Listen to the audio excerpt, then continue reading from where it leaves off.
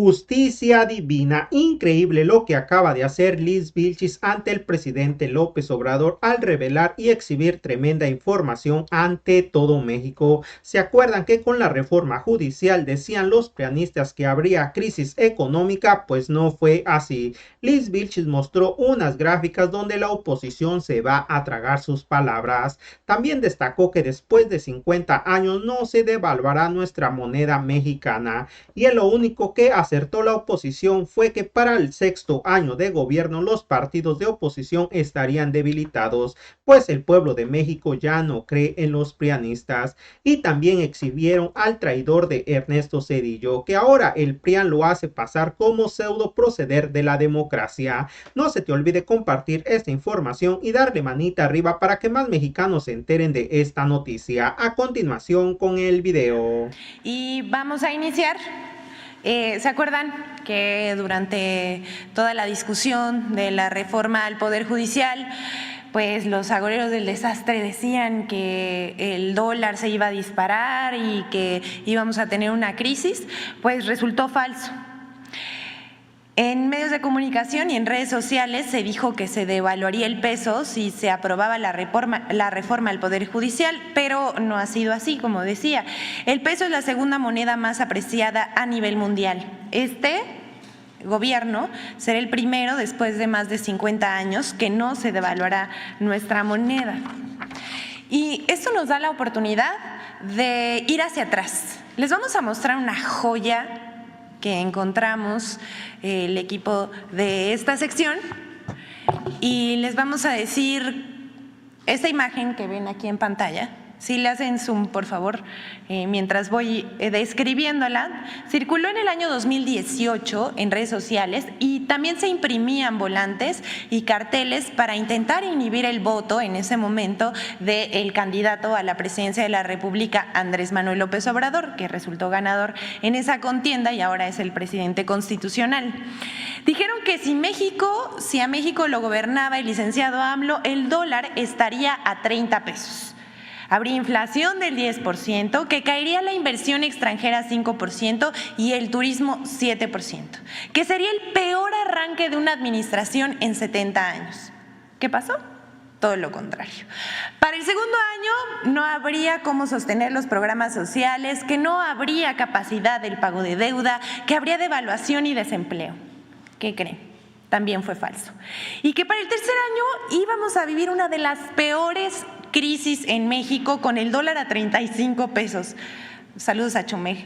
Tampoco sucedió. La inflación subiría un 24%, subiría el desempleo y que los programas sociales para jóvenes y adultos ya no tendrían subsidio. Ya para el cuarto año vaticinaban que la popularidad del presidente sería la peor en 20 años. Que el presidente buscaría la reelección o postular a alguno de sus hijos al cargo del jefe del Ejecutivo y que desaparecería la clase media. ¿Qué pasó? Todo lo contrario. Todo resultó falso, salvo una cosa. Miren, este cartel tiene algo de verdad. Fue en lo único que acertaron y es que para el sexto año los partidos de oposición estarían debilitados. Sí le atinaron a eso. Pero los resultados del gobierno fueron diametralmente opuestos a sus pronósticos. Por eso la gente ya no les cree. Los intelectuales y líderes de la oposición no entienden que el país ya cambió y están sumamente enojados. En eso también son minoría. Por eso vale la pena mostrar algunos cambios positivos en el estado de ánimo de los ciudadanos. Miren, esto es una joya y si lo que acabamos de ver es conmovedor, eso también lo es. Aquí México ha avanzado 11 lugares en el índice de felicidad y se halla en el lugar 25. Pero eso no es todo. Aquí vemos que las niñas y los niños mexicanos son los que se sienten más felices y satisfechos con la vida en el mundo. Y a mucha honra. ¡Viva México otra vez! Hasta aquí las buenas noticias y pues pese a todo lo que vaticinaron la oposición, los políticos y los comunicadores que les hacen el caldo gordo a las mentiras para intentar desprestigiar al presidente, a los funcionarios de la Administración Pública Federal, a las obras insignia, etcétera, pues no les resultó porque todo esto que dice el cartel es mentira. Pero vamos con esto que circuló durante el fin de semana, bueno, a principios de semana, y sobre todo una entrevista que tuvo lugar ayer en Radio Fórmula con Ciro Gómez Leiva al expresidente Ernesto Zedillo, que es un traidor, pero ahora lo hacen pasar como un prócer de la democracia. El expresidente Ernesto Zedillo reapareció en la escena pública para criticar la aprobación a la reforma al Poder Judicial. Esto tuvo una amplia cobertura en medios de comunicación y redes sociales, noticieros de radio y televisión, comunicadores y políticos de oposición se llenaron la boca repitiendo sus palabras. Entre lo mucho que dijo el expresidente priista, hizo especial hincapié en que la reforma al Poder Judicial destruirá al sistema judicial mexicano con una fachada de democracia. El Ejecutivo y el Legislativo van a controlar quienes aplican la justicia en nuestro país y que es un acto de tiranía. Y fue más lejos. Y aquí inserte su bonita canción dramática porque voy a citar a Ernesto Zedillo. Cuando me di cuenta que iba a ser el atropello constitucional que ha significado la aprobación de esta reforma, tanto con la sobrerepresentación, y guardemos esto por favor, en la Cámara de Diputados como mayoría calificada gangsteril en este momento, se dijo a él mismo, no puedo ignorar esto, puede ser la destrucción de la República que hemos construido entre todos los mexicanos. Eso es como decir lo que dijo la señora, que no podemos mencionar aquí, que ella misma nos quitó las cadenas casi que con sus manos. Pero como no tiene desperdicio, escuchemos lo que dijo en entrevista para Radio Fórmula en el espacio que conduce Ciro Gómez Leiva. Vamos a poner solamente un fragmento. Sí. Pero no creo que sea una opinión exagerada. Estoy hablando de un riesgo que se puede materializar dado el contenido de esa reforma. Un requisito de cualquier democracia real es no solamente que haya elecciones libres y con condiciones de competencia equitativa, sino también que haya un tercer poder. Con las elecciones se determina el legislativo y el ejecutivo, pero que haya un poder independiente que imparta justicia, pero que también esté atento a que los otros poderes del Estado cumplan con sus obligaciones constitucionales. Y esta reforma está muy cuidadosamente diseñada para que los poderes legislativo y ejecutivo, que como vemos evidentemente ahora han caído en manos de un solo partido, puedan determinar, nombrar quienes tendrán la responsabilidad de ser juzgadores en el sistema jurídico, en el sistema judicial. Algunos dirían, no, lo que esto hace es que el pueblo elija a los jueces y a los ministros de la Corte. Bueno, eso es una postura absolutamente demagógica. Miren, nos vamos a dejar ahí porque sí dijo muchas cosas, pero quedémonos con esto. Habla sobre representación, de que debe haber un poder independiente y de que la Suprema Corte debe vigilar el cumplimiento de la justicia. Y aquí es donde vamos a decir, ay, señor, ¿cómo le gusta mentir? Valdría la pena refrescarle la memoria al expresidente Zedillo por todo lo que anda diciendo, pero vamos por partes. En primer lugar, Ernesto Zedillo no dijo que él, siendo presidente, cerró la Suprema Corte de Justicia de la Nación el 1 de enero de 1995. Zedillo jubiló a 26 ministros con jugosas pensiones y reformó en 26 días la Constitución y promulgó reformas a 20 artículos constitucionales. Ahí nadie se escandalizó ni lo llamaron tirano. Eliminó la Corte integrada por ministros nombrados por los presidentes Miguel de la Madrid y Carlos Salinas de Gortari. Impuso una Corte a modo y se llena la boca de decir que debería haber un poder autónomo. El presidente Zedillo nombró a los 11 ministros de la Suprema Corte de Justicia de la Nación, creó el Consejo de la Judicatura y a la mitad de los jueces de primera instancia. Los medios de comunicación no lo tacharon de ejercer un poder absoluto, ni lo calificaron de dictador, ni de destruir la justicia. Pero también le decimos al expresidente Zedillo, él se habla al espejo cuando se rasga las vestiduras por una supuesta sobrerepresentación en el poder legislativo. Y aquí sí tengo que decir, qué descaro. Omite decir que el proyecto de decreto fue aprobado por unanimidad, su proyecto de decreto, el 18 de diciembre de 1994, que solo había 8 senadores de oposición quienes abandonaron el recinto al momento de la votación. Y si me pueden hacer zoom, por favor, a la Cámara de Senadores de 1995. ¿Qué tal?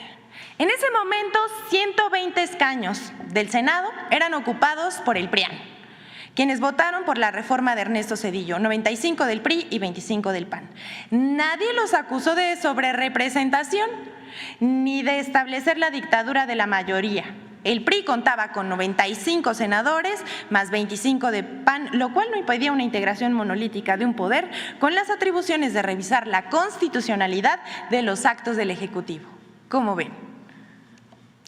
La Cámara de Senadores en 2024, y si ahora me hacen zoom, por favor, de cómo está conformada la Cámara de Senadores en este año.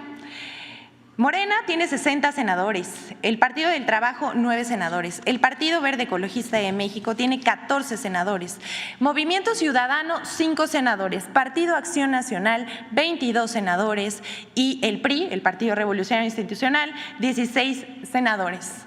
Señor Zedillo, ¿cuál sobrerepresentación? ¿Usted no se mordió la lengua?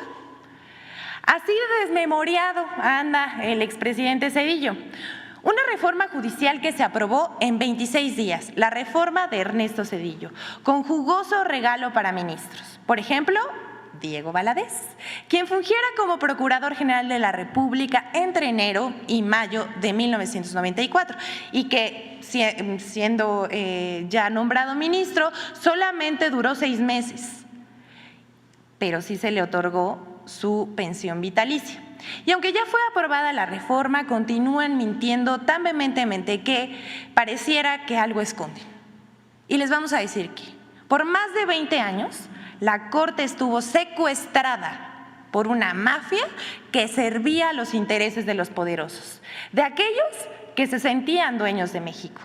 Ellos ahora tienen terror de que el pueblo participe y decida. No los culpamos. El pueblo es mucha pieza. Pero aquí... ¿Por qué no pones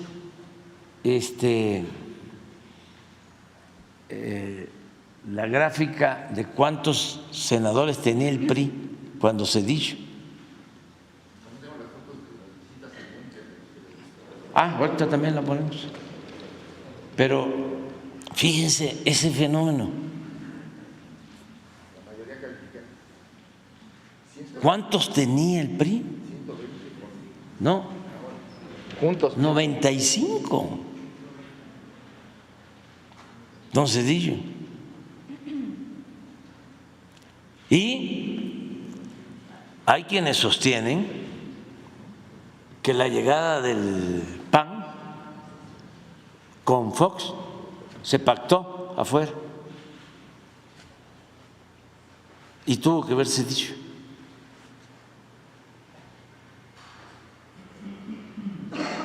Porque necesitaban un reacomodo, un recambio, el simular de que iba a haber un cambio y terminaron uniéndose, nada más que no contaban.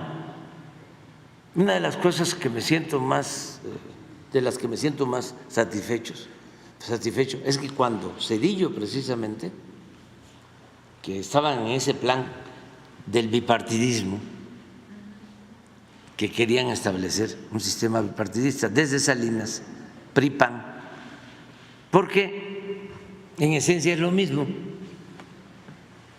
Llegué a decir en ese entonces de que la diferencia entre el PRI y el PAN era como la diferencia que había entre la Coca-Cola y la Pepsi-Cola.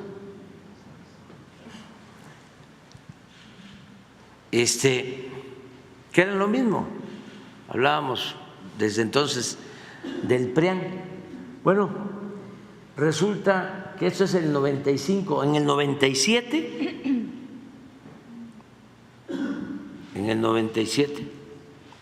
ya yo llegué a dirigir el PRD, que miren, en el 95, ¿cuánto? 8 senadores. En el 97 desplazamos al PAN y nos quedamos en el Congreso como segunda fuerza política. Y les rompimos el esquema bipartidista. Pero era una estrategia de la oligarquía, porque eran los dueños, o son los dueños de los dos partidos, y usaban a un partido o a otro de acuerdo a lo que les convenía, engañando a la gente, porque en los pueblos, en los municipios, en los estados se enfrentaban, ¿no? PRI, PAN, pero arriba, desde Salinas, empezaron a actuar de manera conjunta. Pero fíjense ese fenómeno, ¿cómo 95? Y todavía se atreve a decir de que hay una sobrerepresentación en Morena.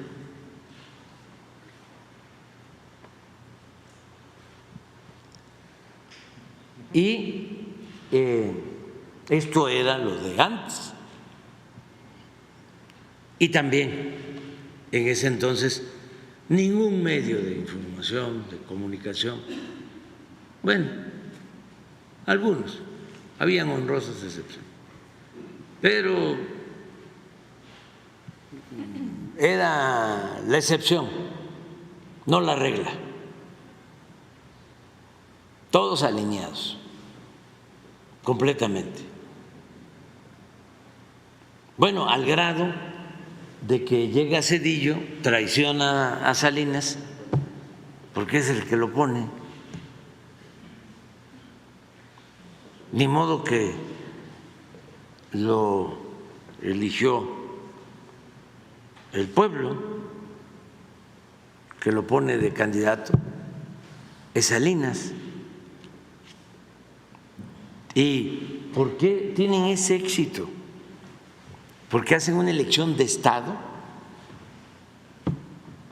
Salinas, para imponer a Zedillo. Fíjense, asesinan al candidato del PRI, a Luis Donaldo Colosio, en marzo de 1994. 23 de marzo de 1994. Y la elección creo que fue en julio, ¿no? La elección. Después de que asesinan a Luis Donaldo, imponen a Zedillo de candidato. Hay un debate, esto para los jóvenes, Zedillo por el PRI, Diego Fernández de Ceballos por el PAN y el ingeniero Cuauhtémoc Cárdenas por el PRD. Debate presidencial. Y se le va Diego con todo al ingeniero Cárdenas, con todo. A pesar de eso, el más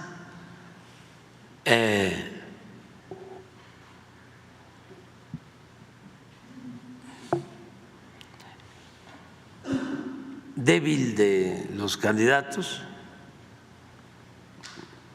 el que menos lució fue Zedillo, que gana el debate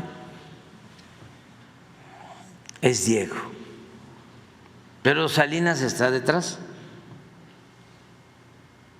Y a Diego le tenían su expediente de buen tamaño, ni chico ni grande.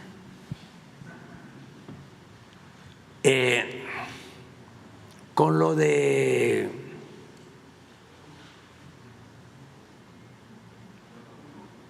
sí, pero se llama Punta Diamante. Punta Diamante. Y no podía, porque además ya estaba así, con Salinas. Le llamaban la ardilla. Unos el jefe Diego y otros la ardilla, porque vivía en Los Pinos, decían, siendo opositor. ¿Qué pasa con Diego? Gana el debate y desaparece. Y con toda la propaganda y con todo el dinero del Estado, levantan a Zedillo. Y viene la elección, fíjense, asesinan a Colosio, pierde el debate o no gana el debate Zedillo.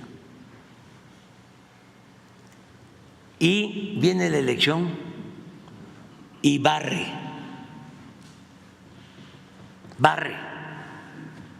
Nosotros estábamos en la oposición,